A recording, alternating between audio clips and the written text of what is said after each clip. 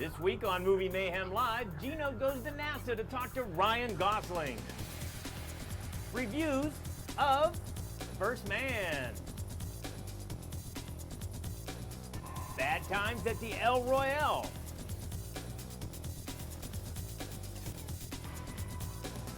Goosebumps 2, Haunted Halloween. Well, we might review it. I don't know if anybody saw it. They certainly didn't screen it for me. But first, we got to take you to a little river town in Beaver County, Pennsylvania, Monaca. It's time for Movie Mayhem Live. Hi, everyone. I'm Chuck the Movieguy, and welcome to podcast number 11 of Movie Mayhem Live. Very, very exciting. All right, so let's get the corner bug action going on there. Let's get the desk monitor going. Not to mention the back monitor with our living El Royale poster. It's the first of its kind. Very, very exciting about that. And of course, the all-important Join the Show crawl, which you hear me talk about every week. And let's talk about it again. At the top of this page, you're going to see this Contact Us button. Not this button. The one at the top of the Facebook page underneath the logo. All you got to do is click on that, and you can be part of the show. Join us, talk to us, yell at us, make fun of us. We don't care. I mean, well, Bonnie cares, but I don't care.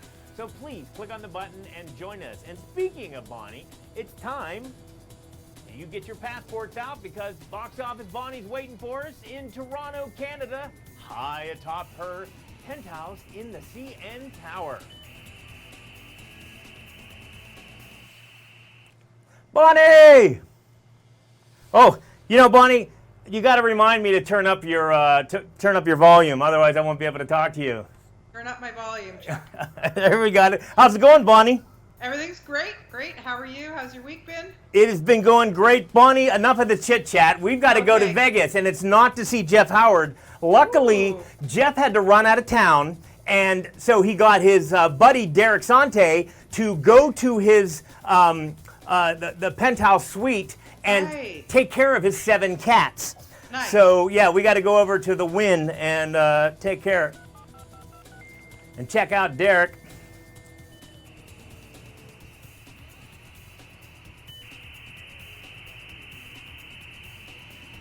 Derek, how's it going? Hi, how you doing today? So nice of you to take care of Jeff's cats while he's out of town. I am not a cat person, so it is a very, very big deal. Hey, say hi to Bonnie. Hi, Hello, Derek. Bryan, how are you doing today? I'm great. How are you? Hey, we got to run over to Dayton, Ohio. We got another guest. Another guest. Oh, yeah.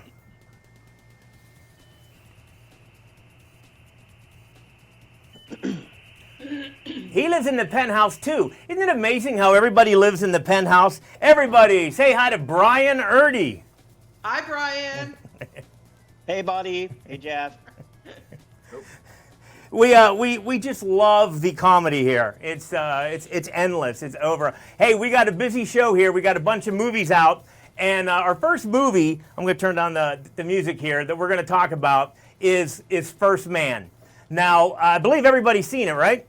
Yes. Oh, yeah. Now, instead of me or you guys telling us about the movie, I decided to let the NASA astronauts tell us. Right, so our own Gino traveled to NASA, or I'm not having the Space Center, to talk to the cast. You've lost me. I did? What do you mean I lost you? I don't know where we're going. I'm I was back. told I'm that back. during I'm back. a break, some people would go off set when you were doing some of the most intricate things, but you stayed in the capsule. Why did you, and what did you think of when you were in there? There was just so much technical information to sort of retain during any given mission. You know, we shot the mission sequences one after another, and we would go from sort of, you know, the sort of console of the X-15 to the Gemini 8 to the Apollo 11, and so there was just so much to, you know, the things that we're saying in the capsules during the missions are pulled directly from Capcom recordings of those missions. And also had technicians involved in those missions. They had a microphone and I had an earwig, and they would be able to talk me through any given moment of the scene. So there was just so much to retain and to learn and to try and convey that I was happy for any opportunity I had to sort of get my bearings. Wow, Mr. Personality. I don't know if you guys have had the pleasure of talking to him, but he's very difficult to talk to. I don't know if you guys know this or not, but we have a movie here, The First Man, which has earned the Critics' Choice seal of approval. So, the seal of distinction. So that's pretty exciting. I'm anxious to hear what you guys thought. I knew growing up I was a big fan of astronauts. I wanted to be an astronaut for a whole 2 weeks, I think. So I think let's start with you, Bonnie. I really like this film. I watched it during the Toronto International Film Festival. So my first recommendation is definitely see it on IMAX. If you can, watch it on an IMAX screen, because you really do feel that immersive feeling of being on the moon and being inside the shuttles and what they went through. It just really felt real to me. What I really loved about this movie, though, is I learned a lot about Neil Armstrong and his family life. I didn't know a lot about his family life. I don't want to give too much away, obviously, because it's a spoiler-free review. But Wait, Bonnie, we kind of know what happens. I mean, it's a true story. Is that a spoiler? Yes. What? Okay. I know they get on the moon. I'm not saying that. Oh, Bonnie! No. But what I'm saying. No, but what I'm saying is a little bit about his family life, things I didn't know. I don't know about you guys. I'm not a big. I like history, and I like American history, even though I'm a Canadian. Did much better in American than I did Canadian. But I didn't know a lot about his personal life. So for me, that really drew out the story for me. So I really enjoyed it. I thought it was really well done. Good All movie. right, Derek, you're up. Well, I also saw it at the Toronto Film Festival too, so I was probably in the same theater as her, the IMAX screening there. So I also did the red carpets, and I went to a couple of the First Man parties too. And I think the main thing that people really talk about when it comes to this film is the fact that it's not in Houston we have a problem kind of film. It's not all about space. It's really about the life of Neil Armstrong. The struggles of getting to space, the lives we had to pay to make that giant leap forward. And I think that's one of the big things that people are going to recognize in this movie. And that's why he really, really focused on Neil Armstrong's life and tried to get all the little intricacies that made him special, because that's what the movie was about. It wasn't about, exploration of space. It's not Interstellar. It's not Apollo 13. It is based more on his life, his family, the things he was ready to, I guess, fly away from or walk away from to accomplish this, and all the things that happened along the way and the people he lost. So that's really, I think, what this film is more about. All right, Bryan, you're up. Neil Armstrong was notoriously private. He was a very, very private person. He shied away from publicity. He didn't want any part of it. For him, it was a job, and it's something that he took very, very seriously. But, the thing that I enjoyed so much about the movie was, like everybody else has talked about, it's such an intimate look at Neil Armstrong's life, and much of it no one ever knew before, and it really makes the accomplishment of what they achieved that much more compelling when you have this relationship with the character and you see everything that he goes through, and it just brings you inside the story in a way that you didn't see in Apollo 13 or The Right Stuff even. Yeah, I would have to take this angle of it. Yes, this is about the live, behind the scenes of his life. He was a private person. We got to see what his wife went through. But I have to tell you, where I still, this movie, I didn't find any likable characters.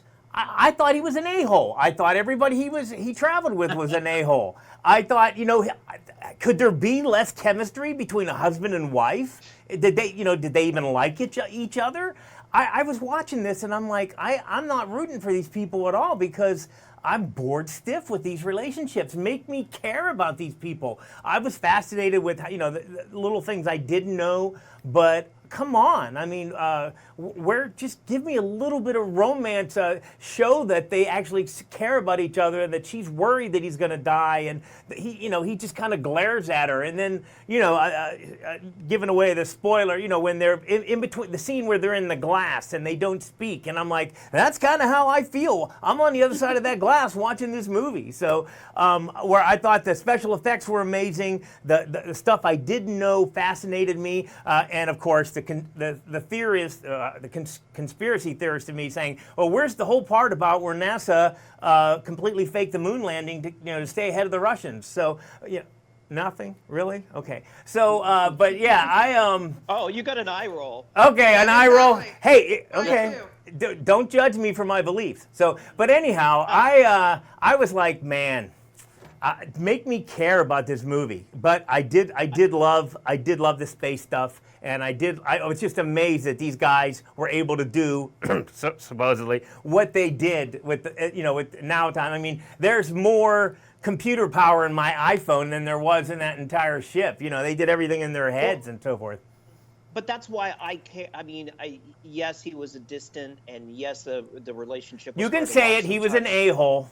He was an a-hole, but at the same time, you're talking about somebody who's being put on top of a rocket full of fuel that could explode at any time, and like you said, with technology that is less complex than our smartphone, they launched a man to the moon. And I don't know. I thought the characters were very real, and didn't turn me off. Well, Bryan, what do you give this on the letter grade? Oh, I'd say a solid B.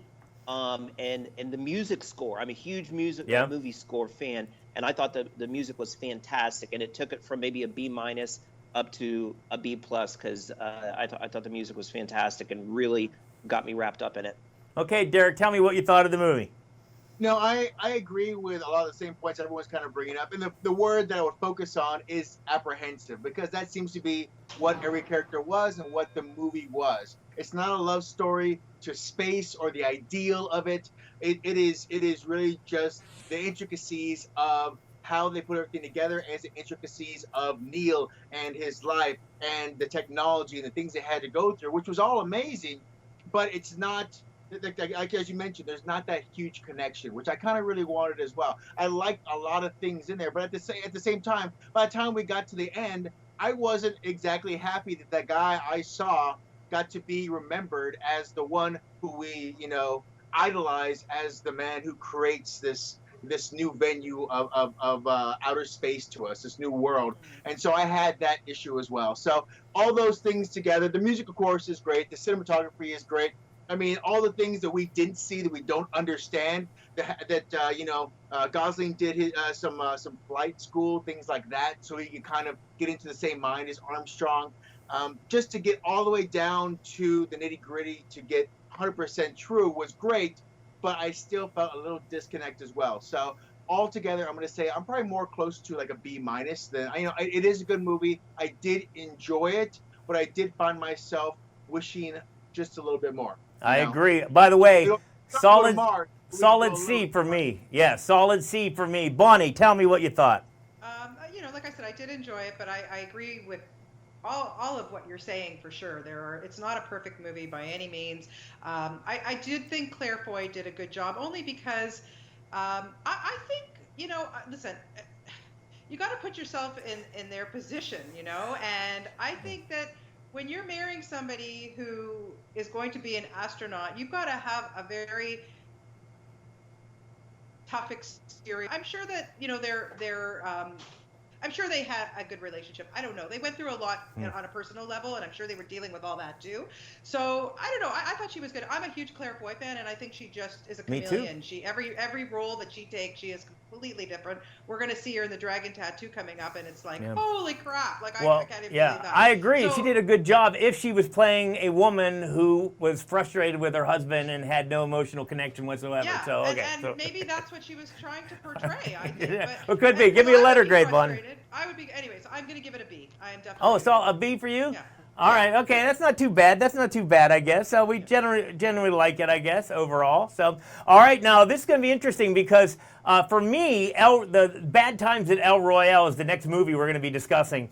And they screened it up against A Star is Born, the only screening. So I had to make a decision. And Bryan, you had a similar experience, didn't you? Yeah, our screening was canceled. Wow. They really want you to see it. Yeah. There's technical problems, but you're welcome to stay for another movie, but you can't see this one. All right, let's take a quick look at the Bad Times at the El Royale. I have no idea what's going on there, but hey, wait a minute. You've got mail. Hey, we got some mail here from Mose. He says, "Hey Chuck, sorry I can't be on the show. I'm in New York City today through Saturday. By the way, Bad Times at the El Royale was a solid film. It has, I don't know, what does that say? Tarantino-esque. Is that a word? I don't know if that's a word. It is a word now, exactly if he used it. So, well, anyhow, so. You're showing goosebumps now. I know, what's up? You know, it's mayhem here. I don't know what is happening here. Here we go, back to Mose. He actually liked it, and he thought it reminded him of Pulp Fiction and The Hateful Eight. Have a great show. So I have to defer to, Bonnie and Derek for this one?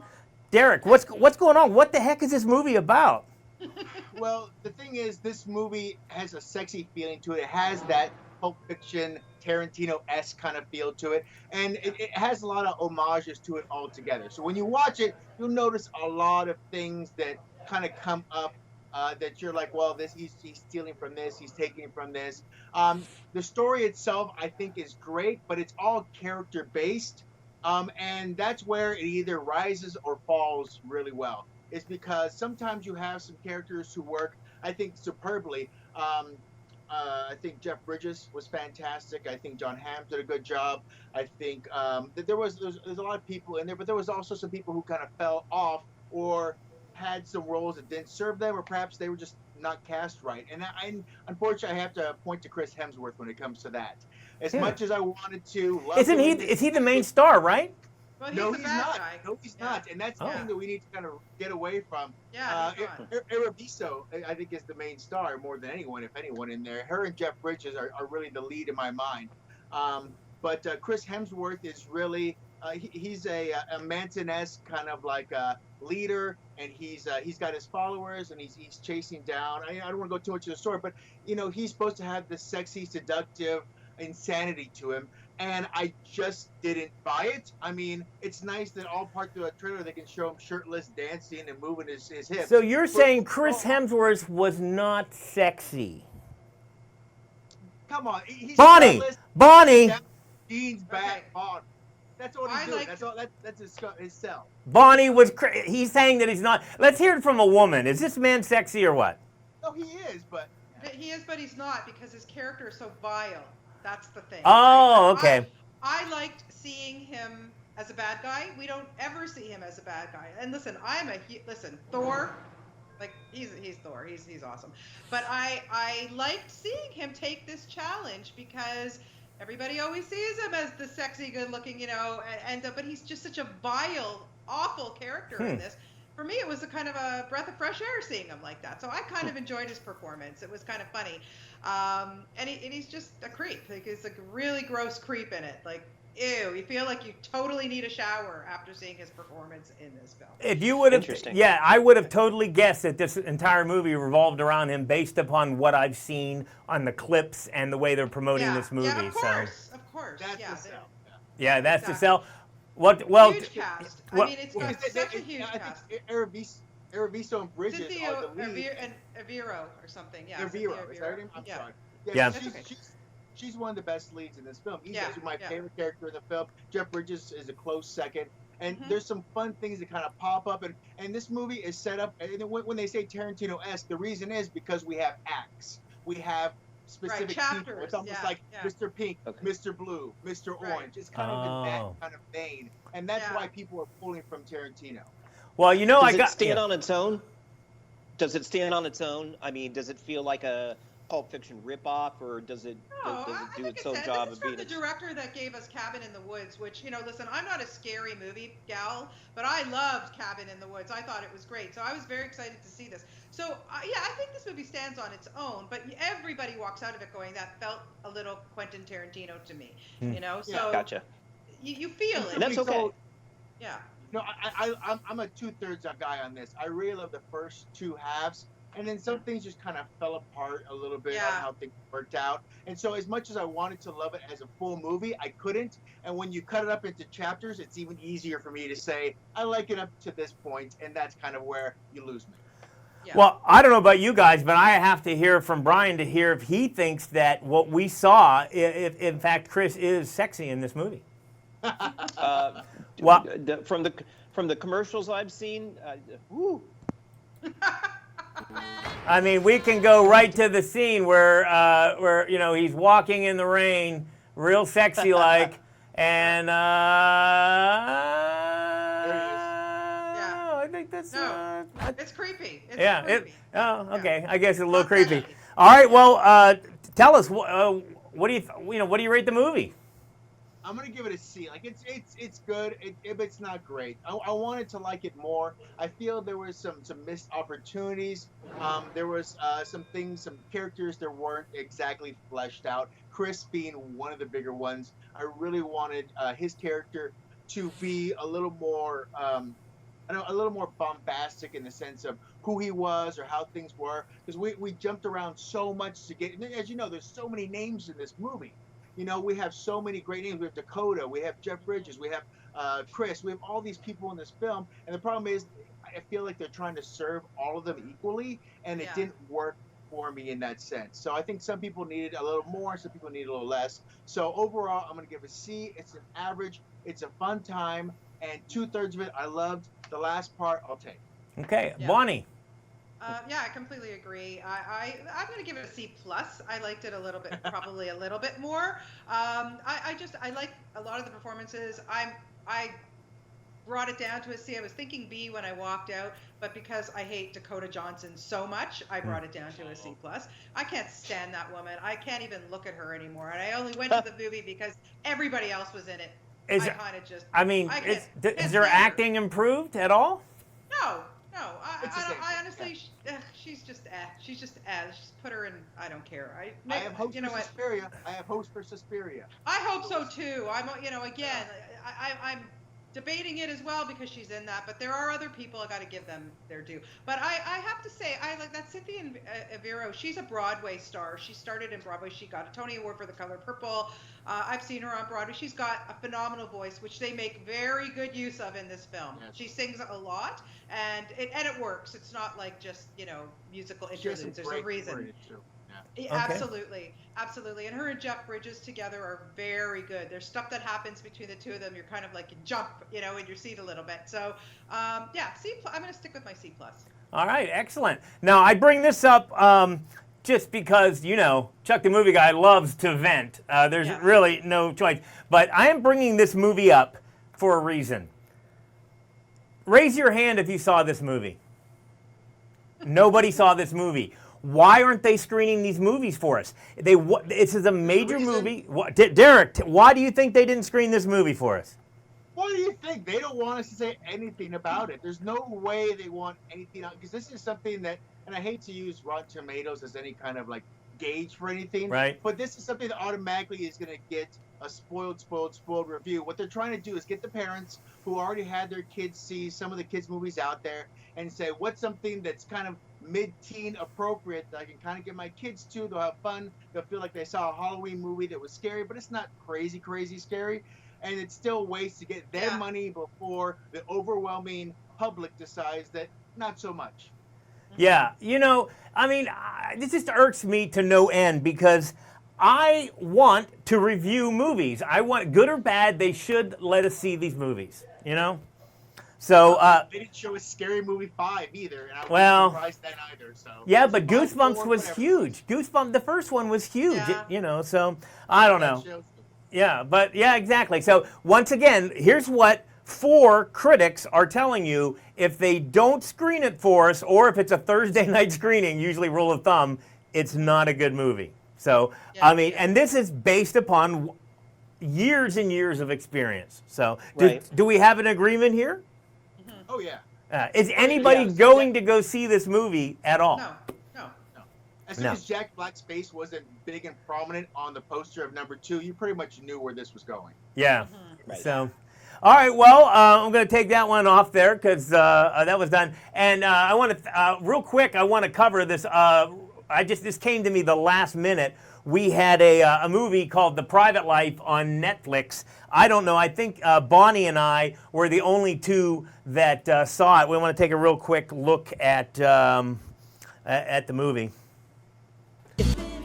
Now, of course, what we just showed you has absolutely nothing about the major plot of this movie. But Bonnie actually sat down in front of her computer, I think, and talked to Catherine Hahn and the director. What was the inspiring thing that made you write this amazing script? Well, I had my own experience with fertility stuff. Although at the time I don't think I was plotting a screenplay. I was just enduring the trials and tribulations of that experience. And so my husband and I had, we were in a situation where we were trying to adopt. We were trying to do IVF. We were, and it's not exactly like the couple in the story, but that condition seemed like later on, once it all settled down, I looked back on it and I thought that there was something very interesting in that situation, in that not just for the subject itself, but the way that it impacted a marriage, and it seemed like a very acute way of studying marriage. Right. Oh, absolutely. I mean, what a huge impact. And a lot of people don't survive that. And Catherine, for you, we've seen you in so many roles through the years, and you are hysterical in most of the stuff that we see. And this one, I wanted to ask you because, yes, you can be a little funny, but it must have been extremely draining to play a woman like this. Yeah, I mean, I think what helped is that I had an incredible partner in Paul Giamatti. Yeah. And, an incredible director and guide in this person. And the vibe was, we made an independent movie in New York City, so that there just wasn't enough time to just like wallow. You know what I mean? Yeah. And then the script itself was there was never like a sinkhole in the middle of it. These people just kept moving forward. And that was kind of like the beauty of it also for me too, was that there was never any time to, like, it was just they kept moving, they kept trying to move forward to the next step. There was always something like a little bit of like a glimmer of optimism or hope right ahead. Well, I have to tell you, the whole plot of this movie basically is their best friend's daughter. They ask her to take one of her eggs so that because this couple cannot conceive a baby no matter what. And this movie, for me, was gut-wrenching to watch. It was just one of those movies where you're like, oh, this is painful to watch because nothing is going right. Everybody's miserable. They really want this, but you just know nothing's going to work out. And when things sort of don't work out, and because you get to see their past and how they got screwed over time and time again, or something went wrong, you're just waiting for it to hit the fan. And I hate movies like this. This is a very good movie. It's really well acted, but for me, it was grueling to watch. Bonnie?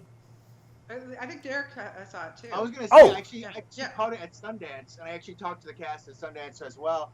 And one of the things I think this movie is about the hope of parents, because that's what it's all based upon. It's, becoming a parent, the hope, the ideal of becoming a father or a mother. I feel like that's what this is about. It's that long bet for some people. Some people have a history where their family has a lot of infertility. Some people are just older, and in this society too, now people are having kids a lot older, and so these treatments are more of a common day kind of thing. And when it comes down to it, I feel like that's really what this movie's about. It's about the hope of becoming that mother, that father, and looking for every avenue out there. Wow. Especially since, you know, and the best thing I like about this movie is the fact that they didn't make them crazy rich. Like they do okay, Yeah. but they're not extremely wealthy, and so it is a fight for them. This is something they want. This is something they're saving for. They have a certain amount of money, things they can do, and so I felt like that really brought it a little bit more home for me when it came to those two. Well, yeah, I mean, it's not like I'm asking for the feel-good movie of the year, but this definitely is not the feel-good movie of the year. But for me, it's like I can't handle this. I don't want. I feel for these people, It's and hard to watch. it's hard to watch. I know it's honest. It's honest. Yeah. But so I mean, well, Derek's already talked about the movie. Bonnie, tell me what you thought of this movie. Well, you know, like I say, I've been lucky in my life. I have two amazing sons. I got pregnant when I wanted to, and that was it. And I'm done. I didn't have to worry about this. But you know, as Derek said, you know, people these days are starting older. Wait. For those of Well, then you I have just two tuning in, sons. Bonnie is done. That's it. No Yeah. more for Bonnie. Oh, Got no, that. no. All right. That's 100%. Actually, Okay. five years Okay. ago today, I had a hysterectomy. By the way, just it ties all in. Bonnie.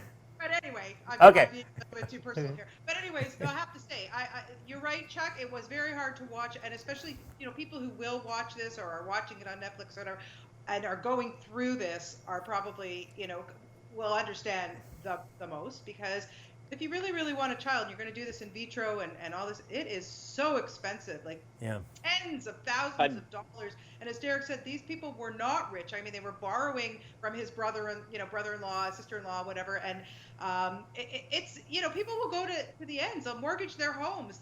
Marriages will break up, as Tamara Jenkins says. You know, it took her a long time to finally have a daughter. Now, it took them a long time, and they, you know, and. I don't think. I mean, Tamara Jenkins has only made 3 films. I don't think she's stinking rich, you know. Yeah. So it's interesting. And the other thing too, though, about Tamara Jenkins is I like her stuff. I like her films and what she's given us.